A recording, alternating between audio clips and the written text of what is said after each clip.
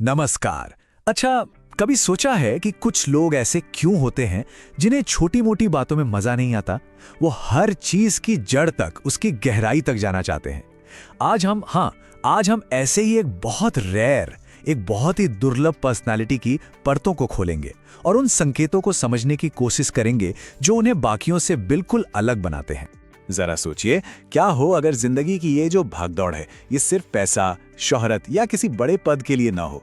क्या हो अगर इसका असली मकसद हर पल की सच्चाई को खोजना हो?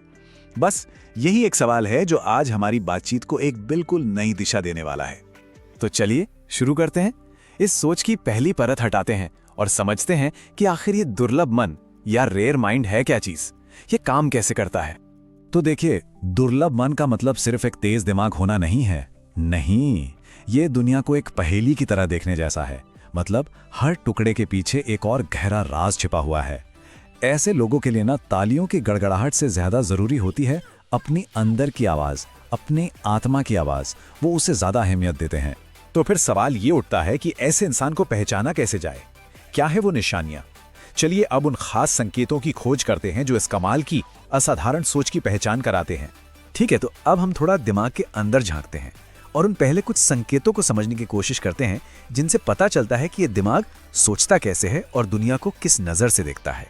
तो हमारी इस खोज का पहला पड़ाव है, ये सिर्फ जानने की इच्छा नहीं है। नहीं, ये एक जुनून है, एक ऐसी प्यास है जो किसी भी सवाल की जड़ तक पहुंचे बिना बुझती ही नहीं। उनके लिए कोई भी ऊपर ऊपर का जवाब एक अधूरे सफर जैसा होता है, अधूरा।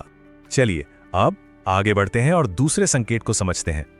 और सबसे दिलचस्प बात पता है क्या है? ये लोग दुनिया को सिर्फ सही या गलत के चश्मे से नहीं देखते। नहीं, वो मानते हैं कि हर कहानी के कई पहलू होते हैं, कई परतें होती हैं, और वो इस उलझन में, इस कॉम्प्लेक्सिटी में भी एक तरह का सुकून ढूंढ लेते हैं। तो दिमाग की गहराइयों से निकलकर अब जरा बाहर आते हैं और देखते हैं कि ये सोच उनके रिश्तों पर, उनके बाहरी दुनिया से जुड़ने के तरीके पर कैसे असर डालती है। हमारा अगला संकेत वो छिपा है उनके बात करने के अंदाज में। देखिए, उनके लिए बातचीत का मतलब सिर्फ खाली समय भरना नहीं है, बिल्कुल नहीं। उनके लिए ये विचारों का एक उत्सव है, एक सेलिब्रेशन। मौसम कैसा है, क्या चल रहा है, ये सब छोटी मोटी बातें उन्हें थका देती हैं, लेकिन गहरे और मीनिंगफुल संवाद वो उन्हें एक नई एनर्जी, एक नई ऊर्जा से भर देते हैं। और अब आता है चौथा संकेत। ये बताता है कि वो अपना सोशल सर्कल, अपना सामाजिक दायरा कैसे चुनते हैं। अब देखिए, ऐसा नहीं है कि ये लोग लोगों से दूर भागते हैं या एंटी सोशल होते हैं। नहीं, वो बस अपनी एनर्जी, अपनी ऊर्जा उन रिश्तों में लगाते हैं जहां ईमानदारी हो, सच्चाई हो, गहराई हो। उनके लिए ना 100 उथले रिश्तों से कहीं बेहतर एक गहरा रिश्ता होता है, क्वालिटी ओवर क्वांटिटी। अच्छा, अब बात करते हैं उनके जिंदगी जीने के तरीके की। और यहां पर सच्चाई और दुनियावी सफलता के बीच एक बहुत ही दिलचस्प टकराव देखने को मिलता है। जो पांचवा संकेत है वो हमें उनके जीवन के सबसे बेसिक, सबसे बुनियादी उसूलों से मिलवाता है। यहां पर ना 2 रास्ते बिल्कुल साफ दिखते हैं। एक रास्ता है बाहरी चमक दमक का, प्रमोशन का, तारीफों का, और दूसरा रास्ता वो जाता है मन की शांति और सच्चाई की खोज की तरफ। और ये सिर्फ एक चॉइस का मामला नहीं है, ये तो जिंदगी की बुनियादी प्रेरणा, जो मोटिवेशन है, उसका फर्क। हमारा छठा संकेत ये उनकी आजाद सोच, उनकी इंडिपेंडेंट थिंकिंग की ताकत को दिखाता है।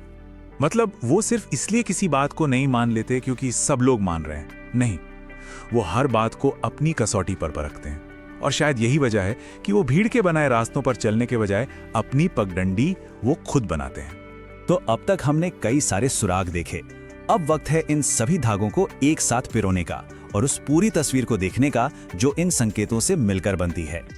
और अब हम पहुंचते हैं उस आखिरी और शायद सबसे अहम संकेत पर, जो इस दुर्लभ मन का सार है, उसका एसेंस है।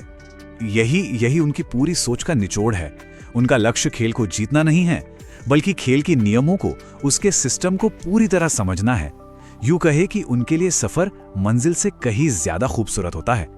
तो ये हैं वो 7 संकेत। एक बार फिर से देखते हैं। हर चीज की तह तक जाने का जुनून, उलझनों में भी सुकून ढूंढ लेना, गहरी और सार्थक बातें करना, गिनती के लेकिन सच्चे दोस्त होना, सफलता से ज्यादा सच्चाई को चुनना, भीड़ से अलग अपनी राह बनाना, और आखिर में जीतने से ज्यादा सीखने की चाह रखना, ये सब मिलकर एक ऐसे व्यक्तित्व की तस्वीर बनाते हैं जो वाकई में बहुत दुर्लभ है। और अब हम इस चर्चा को एक गहरे सवाल के साथ यहीं छोड़ते हैं। क्या ये सोच पैदाइशी होती है या फिर इसे मेहनत और लगन से विकसित किया जा सकता है, कल्टीवेट किया जा सकता है? इस पर क्या मानना है, जरूर सोचिएगा।